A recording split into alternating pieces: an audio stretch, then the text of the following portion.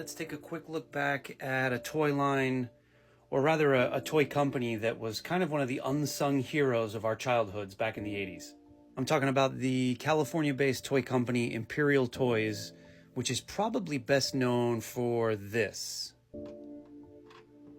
But to put more bluntly, they were the toy company responsible for all those kind of odd, nondescript rubber dinosaurs, dragons, animals. Every one of us had one or two of these toys back in the 80s.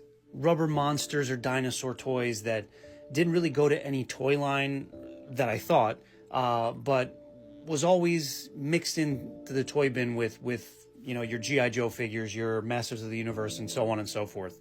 And were put to good use. I played with mine a lot. And looking back now, I think it's kind of a shunned subgroup of toys because a lot of them contained paint with lead in them. So you don't really want to collect these toys now. I mean, I do, but I understand if you don't.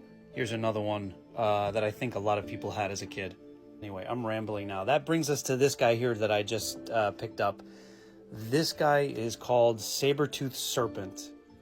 Sort of, I guess, a saber-toothed tiger mixed with a dragon or something.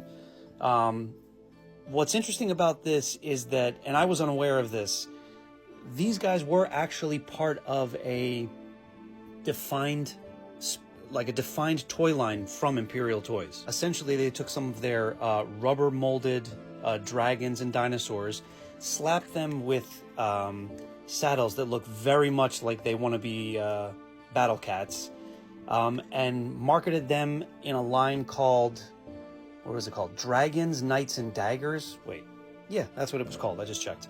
And they were packaged in boxes with these saddles. Some of them had chariots. They sold weapons packs separately.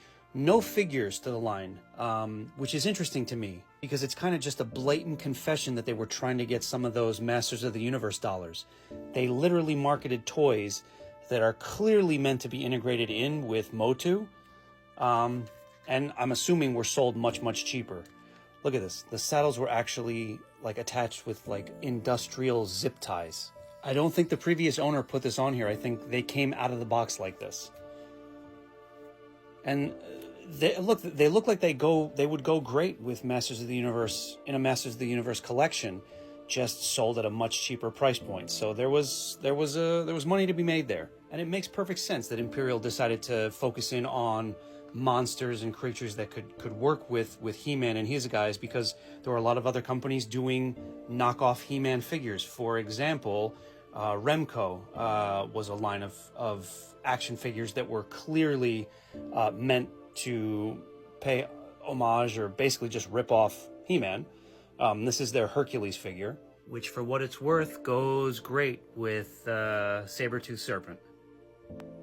Despite my love for G.I. Joe, Transformers, Motu, I am also a fan of the cheaper price pointed stuff, the knockoff stuff, the stuff we would find at Mapes 5 and Dime. Things like this definitely have a place in my heart as well. And I am sure I am not alone in my appreciation for Imperial Toys. Minus the whole lead paint thing.